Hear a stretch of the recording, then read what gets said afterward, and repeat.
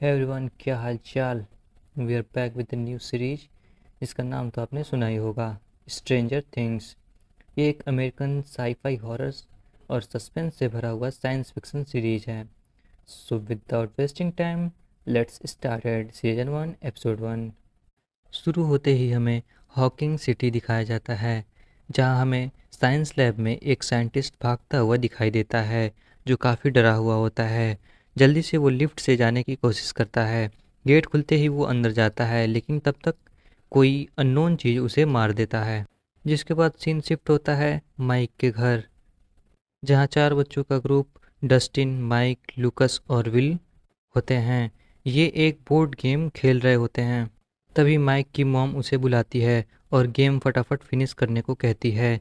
Mic थोड़ी देर और खेलने के लिए कहता है, बट उसकी मॉम एक नहीं सुनती। फिर सभी गेम को आधे पे रोक कर घर जाने लगते हैं। लूकस वहाँ से निकल जाता है और विल डस्टिन एक साथ जाते हैं।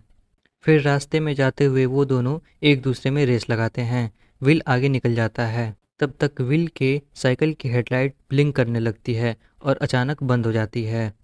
तब तक विल सामने वही अननोन चीज़ देखता है, जिसके डर से उसका साइकिल अनकंट्रोल हो जाता है और वो जंगल में चला जाता है। विल साइकिल को छोड़कर घर की तरफ भागता है, बट उसके घर कोई नहीं होता। उसकी फैमिली में उसकी मॉम और बड़ा भाई होता है, बट उस वक्त कोई नहीं होता। तो वो जल्दी से फ़ोन लगाने लगता है, लेकिन फ़ोन से अजीब अजीब आवाज़ें आने लगती हैं। विल देखता है कि कोई दरवाज़ा खोल दिया। विल अपने बैकयार्ड की तरफ भागता है और वहाँ गन लोड करने की कोशिश करता है, बट सामने से कोई नहीं आता। पीछे से अटैक होता है और विल गायब हो जाता है। अगले दिन विल की मॉम सुबह जॉब पे जाती है। जाते वक्त वो विल के बड़े भाई जॉनथन को कहती है, विल को उठा दो, स्कूल जाना होगा। जॉनथन कहता है वो अभी उठ के नहीं आया, अपने कमरे में ही होगा। विल की मॉम जॉयस कहती है, कमरे में होगा? इसका क्या मतलब है? वो रात को घर तो आया था ना? जॉनथन कहता है, हाँ ज़रूर आया होगा। इससे पता चलता है कि जॉनथन रात को घर पे नहीं था। जॉयस भड़क जाती है और चिल्लाती है, मैंने कहा था कि हम दोनों एक साथ नाइट शिफ्ट नहीं करेंगे। विल का ध्यान रखना होता है। जॉनथन बताता है वो पूरे दिन माइक के घर था। माइक के घर कॉल करने पे पता चलता है कि वो रात को 8 बजे ही चला गया था। सीन शिफ्ट होता है। हम शहर के पुलिसमैन हॉपर को देखते हैं। उसके स्टेशन जाते ही उसकी सेक्रेटरी जॉयस के बारे में बताती है कि उसका बेटा गायब हो गया है। केबिन में जाते ही उसे जॉयस मिलती है। वो बहुत परेशान होती है। हॉपर बोलता है, टेंशन मत लो, वो अपने दोस्तों के साथ होगा, आ जाएगा। जॉयस कहती है, ऐसा नहीं है, वो ऐसा लड़का नहीं है, वो बहुत ही इनोसेंट है, वो बिना बताए इधर उधर कभी नहीं जाता। सीन शिफ्ट होता है। हमें बाकी तीन बच्चों को दिखाया जाता है, यानी कि माइक, लूकस और डस्टिन अपने स्कूल की तरफ जाते हैं और सोचते हैं विल घर क्यों नहीं पहुंचा और वापस क्यों नहीं आया। दूसरे क्लास के बच्चे तीनों को बुली करते हैं, लेकिन तीनों उन्हें इग्नोर करना ज़्यादा सही समझते हैं। साथ ही साथ हम माइक की एल्डर सिस्टर नैन्सी को देखते हैं, जो अपनी बेस्ट फ्रेंड बारबरा के साथ में थी। वे दोनों मिलकर एक लड़के स्टीव के बारे में बात करती हैं। बारबरा को पहले ही पता था कि स्टीव नैन्सी से मिलेगा।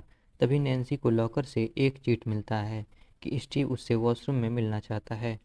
जब वो जाती है तो स्टीव उससे कहता है कि या तो तुम मिलने आओ या मैं तुम्हारे घर आ जाऊंगा।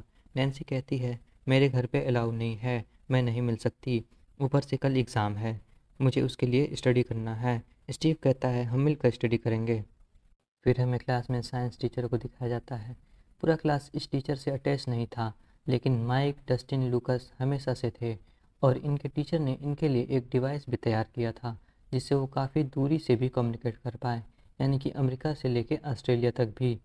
यहाँ पे विल की मॉम ने हॉपर को बताया था कि उसके तीन बेस्ट फ्रेंड हैं। हॉपर को लगता है कि इन तीनों बेस्ट फ्रेंड से बात करना सही रहेगा। इसी कारण वो स्कूल में जाके प्रिंसिपल के साथ इन तीनों को ऑफिस में मिलता है। तीनों बच्चे एक साथ स्टार्ट हो जाते हैं और उनका जवाब एक दूसरे में क्लैश करने लग जाता है। कोई कुछ नहीं समझ पाता। तीनों शोर मचाना शुरू कर देते हैं, लेकिन उन्हें नहीं पता था कि 8 बजे जब वो विल से अलग हुए तो वो विल कहाँ गया। उन तीनों को समझ आ जाता है कि विल कहीं नहीं मिल रहा, इसलिए वो हॉपर को कहते हैं कि हम विल को ढूंढने में आपकी हेल्प कर सकते हैं। लेकिन हॉपर मना कर देता है और घर जाने के लिए बोल देता है। फिर हमें एक साइंस लैब दिखाया जाता है, जिसके अंदर 4-5 और साइंटिस्ट आए हुए थे। साइंस लैब के एक पोर्शन को सील किया गया था और इन्फो दिया गया था कि इन्फेक्शन ज़्यादा ना फैले, इसलिए इस पूरे एरिया को सील किया जा रहा है। इनमें से कुछ लोग स्पेशल सूट पहन के आगे बढ़ते हैं और लिफ्ट से नीचे आके कुछ देखते हैं। ये कुछ स्टिकी सेल्स जैसे दिख रहा था। वॉल के अंदर एक होल भी हो रखा था जिसके अंदर से रोशनी आ रही थी। तो आखिर ये किस टाइप के सेल्स थे?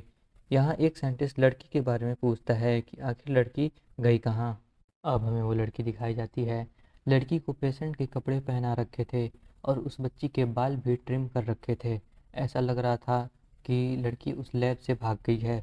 वह एक रेस्टोरेंट पहुंचती है जहां उसे खाने के लिए फ्राइज मिलता है। तभी उस रेस्टोरेंट का ऑनर उस लड़की को देख लेता है और पकड़ कर बैठा देता है। अब ओनर को समझ में आ जाता है कि लड़की के साथ कुछ ना कुछ ज़रूर बुरा हुआ है। वो उसे बैठाता है और वापस से खाने के लिए कुछ चीज़ें देता है। उसके बाद में पूछना शुरू करता है कि आखिर तुम कहाँ से आई हो, तुम्हारा नाम क्या है और तुम ऐसे क्यों घूम रही हो। लेकिन ये लड़की कुछ भी नहीं बोलती है। इसी कारण ओनर उसका बर्गर ले लेता है और पूछता है तुम्हारा नाम क्या है, और हाथ पे बने नंबर को देखता है, पूछता है ये 11 क्या है। तभी बच्ची अपनी तरफ इशारा करती है। इसका मतलब था कि लड़की का नाम 11 था। फिर बर्गर शॉप का ओनर सोशल वर्कर को कॉल करता है कि वो लोग आके इस बच्ची को सही जगह पे अपने साथ ले जाएं। अब हमें सीरीज का सबसे इंटरेस्टिंग सीन दिखाया जाता है। एक फ़ैन बहुत ही आवाज़ कर रहा होता है। 11 उसकी तरफ देखती है और 1-2 सेकंड में वो फ़ैन रुक जाता है। यानी कि 11 के अंदर पावर थी, ऐसी पावर कि वो अपने माइंड से चीज़ों को कंट्रोल कर सकती थी। यहाँ हॉपर जॉर्ज के पास पहुँचता है, लेकिन तब तक उसे कोई इन्फॉर्मेशन नहीं मिली होती है और अब वो रात को जंगल में एक साथ निकलते हैं विल को ढूंढने के लिए। यहाँ विल के तीनों दोस्त भी सोचते हैं कि विल की मदद के लिए हमें खुद जाना होगा, हम उसे ढूंढ लेंगे। माइक जब घर से बाहर निकलता है तो उसे स्टीव दिखाई देता है जो कि उसकी बहन के विंडो के ऊपर चढ़ने वाला था। यहाँ पे नैन्सी को समझ नहीं आता कि आखिर स्टीव इस टाइम क्या करने आया है। वे दोनों आपस में बात करने लगते हैं, तभी स्टडी करने लगते हैं, लेकिन इन दोनों के बीच क्लोजनेस भी बढ़ जाती है। सीन शिफ्ट होता है। इधर 11 बर्गर ओनर के ऊपर बिलीव करने लगती है। इस ओनर ने उसे आइसक्रीम दी और 11 स्माइल भी करती है। तभी कोई दरवाज़ा नॉक करता है और एंट्री होती है सोशल वर्कर की। ओनर कहता है मैंने आपको पहचाना नहीं, आपकी आवाज़ कुछ बदली बदली है, बात तो मुझे किसी और से की थी। लेकिन वो सोशल वर्कर कहते हैं हम इस बच्ची को टाइम से अच्छी जगह पे ले जाने आए हैं। ढेर सारे लोग अंदर आते हैं और लेडी ओनर को शूट कर देते हैं। तभी 11 वहाँ से भागने लगती है, लेकिन उसका कोई रास्ता रोक लेता है। अब हम उस साइंटिस्ट को देखते हैं जो लैब के अंदर गया था। वो देखता है 11 दो गार्ड को मार के भाग चुकी है। जिसके बाद हम माइक, लूकस, डस्टिन को देखते हैं। वो विल को ढूंढने के लिए फॉरेस्ट तक पहुंच जाते हैं। बारिश होने के बावजूद भी वो आगे बढ़ते रहते हैं।